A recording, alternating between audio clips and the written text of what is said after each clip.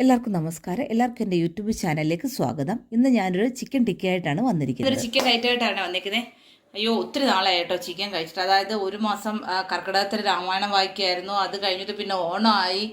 അപ്പം ഞാൻ വീണ്ടും നോൺ വെജിൻ്റെ ആരംഭിക്കാൻ തുടങ്ങിയിട്ടുണ്ട്. അപ്പോൾ ദേ ഇത് കണ്ടോ, ഇതിനകത്ത് ഞാൻ ഒരു ചെറിയ കഷ്ണം ഇഞ്ചിയും കാണാൻ പറ്റത്തില്ലേ, 10 അല്ലി വെളുത്തുള്ളിയും പിന്നെ ഒരു സവാളയും കട്ട് ചെയ്ത് വെച്ചിട്ടുണ്ട്. അപ്പോൾ അതേണ്ട കണ്ടോ, പുതിയ മിക്സിയൊക്കെ വാങ്ങിച്ചേട്ടോ, ഫുഡ് പ്രോസസ്സർ. അതായത് എൻ്റെ മിക്സി എന്ന് പറഞ്ഞു കഴിഞ്ഞാൽ 10-13 വർഷമായത്. ഓണമായപ്പോൾ നടന്ന് വലിക്കുന്നു. അപ്പോൾ വിചാരിച്ചു എന്നാൽ ഒരു കാര്യം ചെയ്യാം, എന്തായാലും ഓണമല്ലേ, ഓഫറിൽ കിട്ടുമല്ലോ എന്ന് വെച്ചിട്ട് ഞാനൊരു ഫുഡ് പ്രോസസ്സർ വാങ്ങിച്ചു. ഞാൻ വാങ്ങിച്ച 2 ഐറ്റം കാണിച്ചു കേട്ടോ. ഞാനിപ്പോൾ ഇതിനകത്ത് പൊടികൾ ചേർത്തില്ല. ഇത് മിക്സിയിൽ നമുക്കിത് അരച്ചിട്ട് വരാം. കണ്ടോ, ഞാൻ പ്രീതിയുടെ ഒരു ഫുഡ് പ്രോസസ്സറാണ് വാങ്ങിച്ചത്. കാരണം എന്താണെന്നറിയാമോ, ഫുഡ് പ്രോസസ്സറിൻ്റെ ഗുണമെന്ന് പറഞ്ഞു കഴിഞ്ഞാൽ ചപ്പാത്തി മാവ് വന്ന ഉടനെ നമ്മൾ ട്രൈ ചെയ്തു കേട്ടോ. ചപ്പാത്തി മാവ് കുഴയ്ക്കാം, പിന്നെ എന്താ പറയുക, അരിയാം, വെജിറ്റബിൾസ് അരിയാം, പിന്നെ അരയ്ക്കാം, പൊടിക്കാം, അങ്ങനെ എല്ലാം. അതിനകത്ത് ഒരു ജ്യൂസറുണ്ട്. അങ്ങനെ എല്ലാം കൂടി 9,000 രൂപയായി. പക്ഷെ 11,500 ആയിരുന്നു. പക്ഷെ അതിന് ഓണം ഓഫറിൽ 9,000 രൂപയ്ക്ക് അത് കിട്ടി കേട്ടോ. അപ്പം ഞാൻ പറയും, മിക്സിക്ക് പകരം ആര് വാങ്ങിച്ചാലും ഇത് വാങ്ങിച്ചാൽ മതിയേ. എന്താണെന്ന് ചോദിച്ചാൽ കഴിഞ്ഞാൽ ഇതാകുമ്പോൾ നമുക്ക് ഒത്തിരി പ്രയോജനമുണ്ട്. ചപ്പാത്തി കുഴയ്ക്കാനൊക്കെ ആണെങ്കിൽ. മാത്രമല്ല അതിനകത്ത് മാവ് അതിനനുസരിച്ച് വെള്ളമൊക്കെ ഒഴിച്ചു കൊടുത്തു കഴിഞ്ഞാൽ ഈസി ആയിട്ട് കാര്യങ്ങൾ നടന്നു പോകുകയെ. നന്നായിട്ട് അരഞ്ഞെടുത്തേണ്ടോ, മറ്റേ ഭയങ്കര പ്രശ്നമായിരുന്നു. മറ്റേ മിക്സിയുടെ എത്രയോ പ്രാവശ്യം ശരിയാക്കിയതാണെന്നറിയാമോ, അരയത്തേ ഇല്ലായിരുന്നു. അതേ ഇതിൽ അരഞ്ഞു. അപ്പോൾ ഇനി ഞാൻ വേറൊരു കാര്യം കൂടെ കാണിച്ചു തരാവേ. അതേണ്ട, ഞാൻ ഈ ഓണത്തിന് വാങ്ങിച്ച ഒരു ഐറ്റമാണ് ഞാൻ നിങ്ങളുടെ മുമ്പിലേക്ക് കാണിക്കുന്നത്. മൊത്തം 16 ബോട്ടിലുണ്ട്, നമുക്ക് കറക്കിയെടുക്കാം. ഇപ്പം ഞാൻ ഇതിനകത്ത് ഇട്ടേക്കുന്ന പൊടിവകകൾ എന്തൊക്കെയാണെന്ന് കാണിക്കാം. നല്ല മുളക് പൊടി തൊട്ട് തുടങ്ങാം. മുളക് പൊടി, കുരുമുളക് പൊടി, ജീരകപ്പൊടി, ഉലുവാപ്പൊടി, ഗരം മസാല, മല്ലിപ്പൊടി, മഞ്ഞൾപ്പൊടി, കടുക്.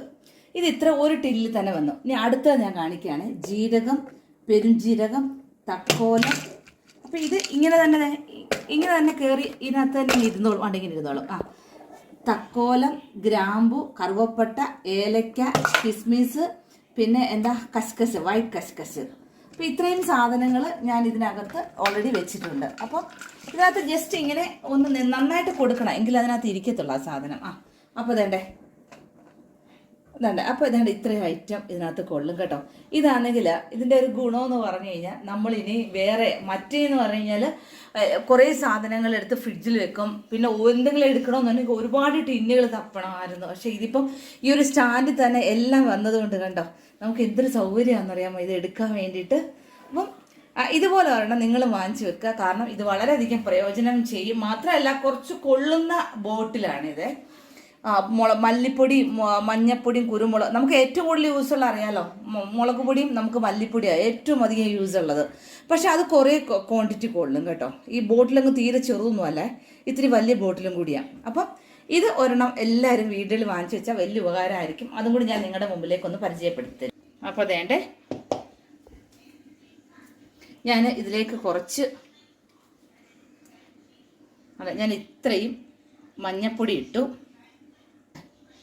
കുറച്ച് മുളക് പൊടി ഇട്ടു, ഇത്രയും മല്ലിപ്പൊടി ഇട്ടു. ഞാൻ ഈ ഒരു ചെറിയ സ്പൂണാണ് എല്ലാം എടുത്തത്. കാരണം ഈ ബോട്ടിലിനകത്ത് ഒത്തിരി വലിയ സ്പൂൺ കയറത്തില്ല കേട്ടോ. അതും കൂടി ഞാൻ ഒന്ന് സൂചിപ്പിക്കുക. ഗരം മസാല ഇട്ടു. ഞാനിനി ഈ അരച്ചു വെച്ചിരിക്കുന്ന വെളുത്തുള്ളി, ഇഞ്ചി, സവാള പേസ്റ്റും കൂടെ ഞാൻ ഇതിനകത്തേക്ക് ചേർക്കുകയാണേ. ഒരുപാടൊന്നും വേണ്ട, ഇത് അരച്ചത് ഇച്ചിരി കൂടിപ്പോയി, പക്ഷെ അത്രയൊന്നും വേണ്ട കേട്ടോ. ഇനി ഇതിനകത്തേക്ക് നമുക്ക് ആവശ്യത്തിന് ഉപ്പും കൂടെ കൊടുക്കാം. എന്നിട്ട് നന്നായിട്ട് നമുക്കിതിനെ ഒന്ന് മിക്സ് ചെയ്യാം.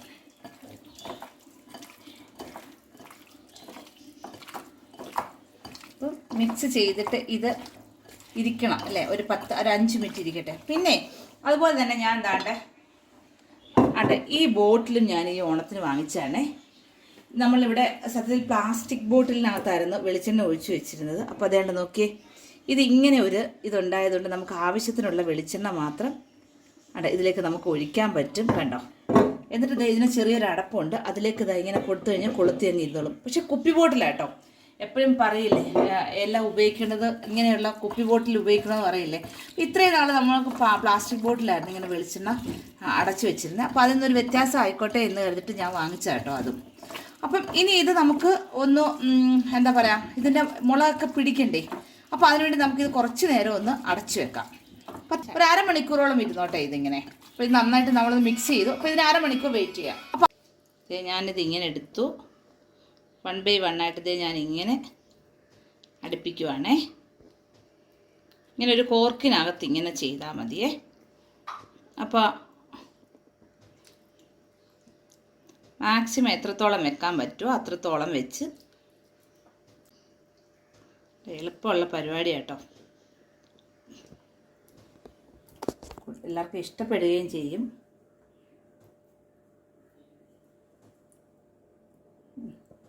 ഞാനിത് ഇങ്ങനെ താണ്ടേ ഒരു ഇത് അങ്ങനെ വെച്ചു. വീണ്ടും ഞാൻ അടുത്തൊരു കോർക്ക് എടുത്ത് വീണ്ടും ഞാൻ ഇതുപോലെ ഞാൻ അടുപ്പിച്ചങ്ങ് വെച്ചിട്ട് ഇതിനകത്തേക്ക് ഇങ്ങനെ അങ്ങ് വെച്ചാൽ മതി കമ്പിയുടെ. അപ്പോൾ ഞാൻ ഒരു കമ്പും കൂടെ എടുത്തിട്ട് വരട്ടെ. അതുകൊണ്ട് ഇത് മാർജിൻ ഫ്രീയിലും സൂപ്പർ മാർക്കറ്റിലും ഒക്കെ വാങ്ങാൻ കിട്ടും. ഇത് പാക്കറ്റായിട്ട് വാങ്ങാൻ കിട്ടുവേ ഒരു കോർക്ക്. ഇല്ല ആമസോണിലോ ഒക്കെ നോക്കിയാൽ ചിലപ്പോൾ കിട്ടും കേട്ടോ. അപ്പോൾ അതുകൊണ്ട് ഇതിങ്ങനെ അടുപ്പിച്ച് വെച്ചിട്ട് ഞാൻ ഇതും കൂടി ഇതിലേക്ക് കൊടുക്കുക. എന്നിട്ടിപ്പോൾ കണ്ടോണം. അപ്പോൾ അതുകൊണ്ട് ഞാൻ അതും കൂടെ ഇതിനകത്തേക്ക് കൊടുത്തിട്ട്, അപ്പോൾ ഇതിങ്ങനെ ഇപ്പോൾ കൊടുത്തേ. എന്നിട്ട് ഞാൻ ഇതിനകത്ത് ഗ്രേവിയും കൂടെ ഒക്കെ ഞാൻ ഇതിനകത്ത് അങ്ങ് കൊടുക്കുക. കാരണം കളയുണ്ടല്ലോ എന്ന് വിചാരിച്ചിട്ട്. 1 മിനിറ്റ് ഇതാ വരുന്നേ, ഞാൻ കൈ കഴുകിയിട്ട് വരട്ടെ. എന്നിട്ട് നമുക്കിതിനെ പുറത്തേക്ക്, അതായത് ഇപ്പോൾ തീ കൂട്ടിയിടണം മോളെ. എന്ത് സാധനം ആദ്യം കൊടുത്താലും തീ കൂട്ടിയിടണം. എന്നിട്ട് നമ്മളിത് ഇതിനകത്തേക്ക് കുറച്ച് ഉണ്ടോ കാണിച്ചു കൊടുക്കും. ആ വ്യൂവിൽ കാണിച്ച് ഇതാ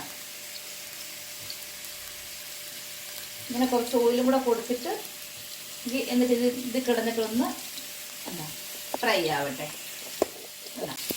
അപ്പോൾ ഇത് ഇങ്ങനെ കറക്റ്റായിട്ടൊന്ന് വെച്ചിട്ട് ഇതിങ്ങനെ വെക്കുക. എന്നിട്ട് ഒന്ന് തീ കൂടിയിട്ട് ഈ എണ്ണയൊക്കെ ഒന്ന് ചൂടായി കഴിയുമ്പോൾ ഇതിങ്ങനെ തീ ഒന്ന് കുറച്ചിട്ടേക്കുക. എന്നിട്ട് അത് അവിടെ നിന്ന് ശരിയായിക്കോട്ടെ.